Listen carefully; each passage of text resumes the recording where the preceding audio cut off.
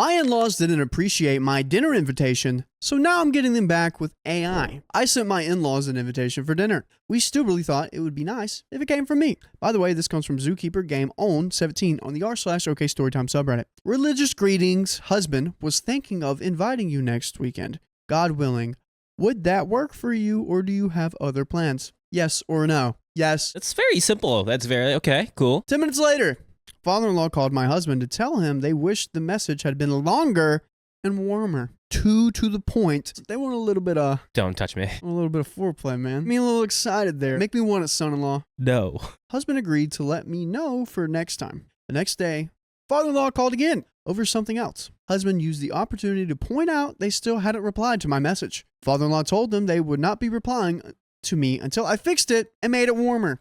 Greetings, loved ones. Please come to this dinner that I'm cooking for you because we would love you there. Yeah. Please, we really need you there. Pulling up or not? That's what I would have done. 1 for coming, 2 for not. That's too warm. What is this guy's issue? The fact that you got invited to a dinner. Why are we reading this? You got invited to a dinner. They also pointed out that at my job, I have to adopt a certain tone to be perceived as professional. This is the same in a family context. Since they wanted me to adopt the same strategies I used at work, I figured I'd use ChatGPT to get frustrating tasks out of the way as quickly as possible. I showed the AI my original message, told it my in-laws' complaints, and told it to rewrite it in super warmly as if I were the perfect insert antithesis daughter-in-law.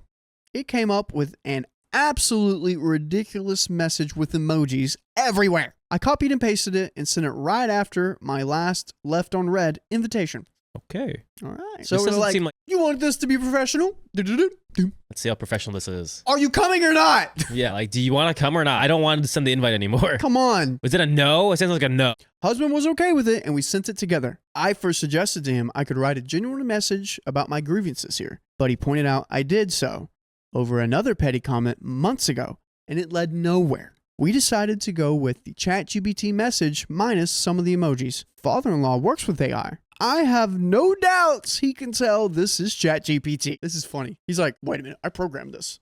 It sounds like me talking. I made this. That's the kind of message I want. Even mother-in-law will know there is no way either husband and I wrote this. I do kind of feel a bit guilty about the passive aggressiveness of our response. There is a very obvious cultural context here. I understand my culture seems cold to them the way theirs seem over the top to me. But as God is my witness, I have unsuccessfully tried everything to communicate with them. They have ignored the new message. No phone call to my husband. I don't want this to go nuclear. I just want them to say, sure, let's see you next week, and pretend to tolerate my cooking. Am I the a-hole? Girl, you were just trying to get a yes or no. No. And these people... They were petty. They're like, do it again, but with warmth. These people are like my freaking neighbors. Anytime a car is parked wrong in the street, they're going to be calling the parking police. Hey, this car's parked wrong. You have to get them. I hate people like that. Like, they're on such a high horse. Yeah, dude. They're like, is this the only thing you have going on in your day? You're that bored that you're like, this greeting wasn't to your benefit, to your standard. People that always are upset about something, go be grateful about something. When's the last time you said 3 things you were grateful for? But we got a freaking update. I was here a couple of weeks ago because my in-laws did not find my dinner invitation warm enough. We already know what happened. Mother-in-law did respond to my second message. Religious greetings. Thank you for the invitation. We will get together soon, God willing. It's not that hard. That's their response. Okay. I mean, yes. And we're not being petty. We're not being petty. I did not follow up and let the invitation expire. They did not come.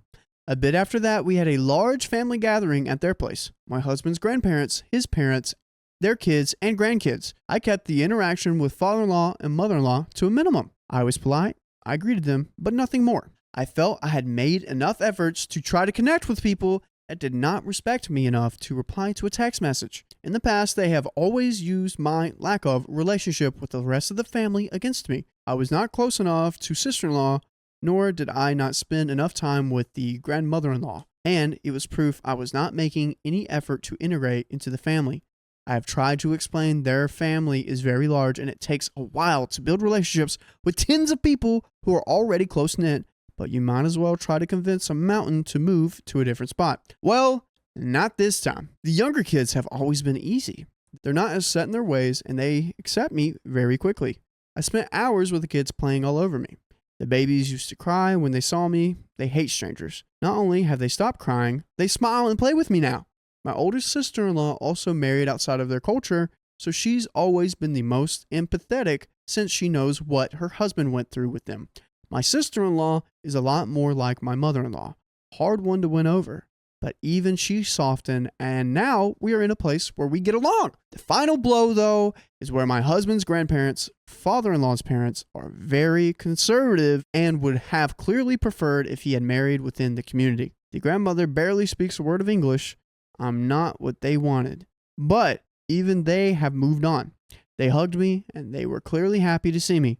Between the facts, I now feel comfortable with everyone else, and the fact I stopped even trying with them, I guess it dawned on them that my problem was not their family, it was them. It might seem like a small thing to the readers here, but such a level of actual awareness coming from them is nothing less than a miracle from God in my eyes. After the gathering, they had called husband again and asked if I hated them and still held a grudge for the fact they opposed us getting married for a long time. I had no idea you thought that. Good communication skills. Husband, in his infinite patience, argued for hours with them and tried to explain that when you treat people unkindly, they do not tend to love you back. He pushed back on the idea I was punishing them and reminded them I have tried very hard for months to get along with them, and all I got for it was criticism and ghosting. Whatever else said during that fight, it seemed to have had some sort of effect. And you can be effective if you join us live every weekday at 3 p.m. PST on YouTube, Twitter, Twitch, and Facebook. Just tap our profile. Don't worry. Okay, Twitter's coming very, very, I don't know. Just go to every single one and check if we're live there. Easy. So I'm glad they're kind of coming around here. I guess, but if this was the ongoing situation, this should have been communicated way sooner. No. The fact that you tried to, like, olive branch. I know you guys don't really like me, but I want to make amends and I want to try to, get to know you guys. And oh, you chopped the olive branch by not touching it. I don't understand that. Why do people got to be so, ugh? Yeah. But here's the end of the story. They have stopped calling husband once a week to give a detailed report of everything I have done wrong during the last 7 days. While they can still not accept to see me wearing pants around them, they seem to have given up on trying to convince us I should never wear pants outside of my own house. Again, 21st century reader may be confused by how this constitutes progress. I'm grading on a curve here. And for her credit, I think mother-in-law has taken the mental load to try and fix the relationship. She's been the one texting me, giving me news, and inviting us to a restaurant. All the emotional labor that used to be mine. Father-in-law is still a piece of work, but since his parents now like me, not much he can say or do. Ironically, his culture is now working for me. And it seems like we got a little happy ending here. Hopefully. It looks like it's going in the right way. That's the end of that story. Yep. And the end of that episode. So, if you love us, make sure to subscribe. We love you. And see you tomorrow.